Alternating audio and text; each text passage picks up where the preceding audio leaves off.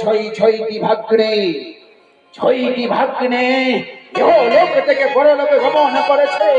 6টি বৌমা ওই রাজপ্রাসাদে আছে, তুমি আবার বলো আমি দিতারে কনিষ্ঠ বৌমা, তাকে তুমি অভিশাপ করো, তার দৃষ্টিতে না হারিয়ে যায়।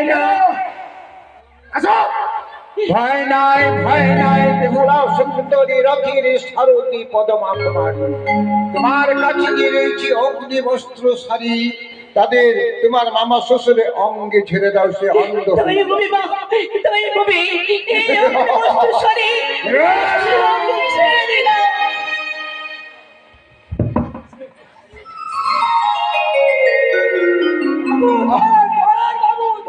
বাবু চলে যাবে, কন্যা চলে যাবে।